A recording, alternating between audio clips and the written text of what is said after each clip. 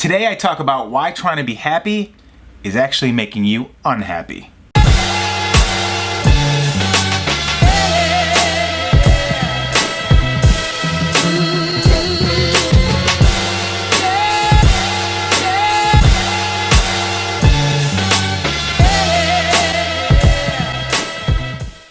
What's up, guys? My name's Kurshot, and I focus on lifestyle design and peak performance among many other topics. If you haven't subscribed, please do now because I'm going to be pumping out videos 5 days a week, Monday through Friday. The number one thing almost everyone says they want to be is happy. But I believe using happiness as a way to measure the quality of your life will only lead to disappointment and really unhappiness. Now, before this will make sense, we need to lay a foundation to understand how our brain works and what its evolutionary goals are. This will help us understand why happiness shouldn't be the goal. First off, the brain is a success mechanism. It is designed to help you achieve two primary evolutionary goals. The first and most important goal is survival, the ability to live to see another day. The second goal is to replicate, to pass on our genes, to find a suitor to have sex with so we can make babies and again, pass on our genes. This keeps the whole human thing going, right? Keeps our species alive and well. Now, for the purpose of this video, what we're gonna focus on today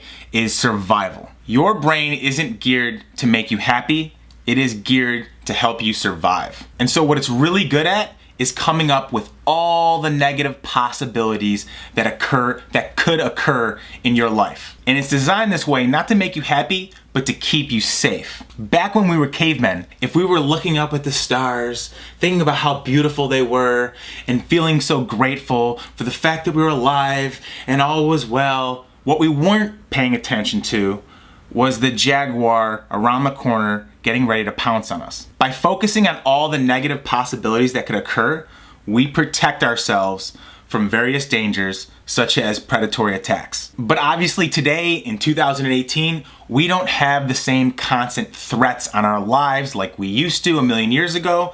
Nevertheless, our brains still work the same way. That's why even though the world is the safest and easiest it's ever been in human history, so many people still suffer with anxiety, stress, and depression. We still treat everyday problems like being stuck in traffic as if it's the same as being attacked by a lion. Our body and our mind still reacts the same way. And so even though the reality is that 99% of our problems aren't really that big of a deal, we still treat them like life or death. Now, the second part to laying this foundation is to understand how our brains work. By understanding how your mind ticks, you'll be able to understand why happiness is the wrong metric to measure the quality of your life. You see, the brain is a problem solver. That's how it keeps us safe and helps us achieve our evolutionary goals. If you're hungry, your brain tries to figure out how to find food.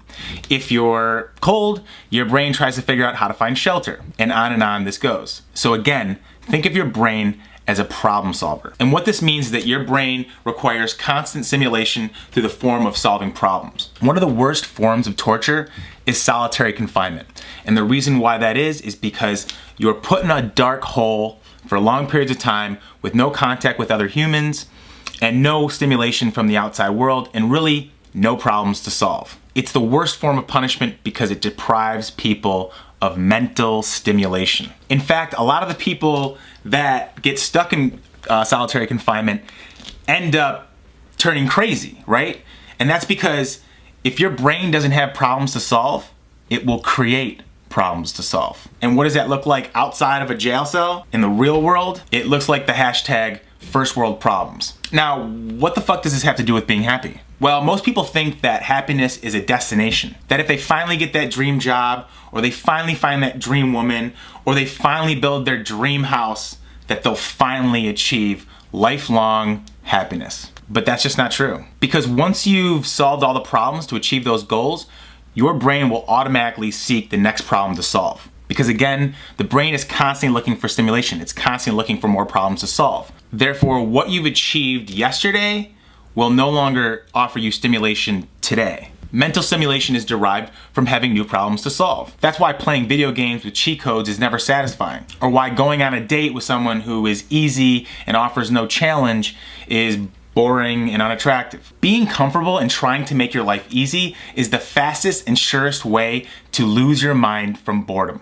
And so what happens to people is they spend years trying to achieve something that they believe will bring them happiness, like lifelong happiness. But after they achieve it, they feel a sense of emptiness and boredom that often leads to states of depression. You see, the goal isn't happiness. The goal is to stimulate and excite your mind. And you stimulate and excite your mind by understanding the process of failure and success, by challenging yourself, by learning new things, by having new experiences, by working on tough problems, and by trying to achieve worthy goals. And then after you've achieved those goals, setting bigger and tougher goals. This is the ultimate process of life. People who stop challenging themselves and seek a destination of lifelong comfort will end up spending the rest of their lives miserable. On the other hand, those who constantly challenge themselves with new problems, new adventures, and new experiences are those who will consistently feel a sense of mental stimulation, and therefore will achieve a state that I call fulfillment. Because you're not gonna always be happy where you're walking around with perma-smile. That's an act in futility. But if you understand how your brain and the process of life works, then you can consistently achieve a state of fulfillment. A state where you're consistently feeling a sense of mental stimulation and a feeling that in your life, all is well. Now, if you have any questions or comments, leave them in the comment section. And if you enjoyed this video, like it and subscribe for more. I'll see you on Monday. Peace.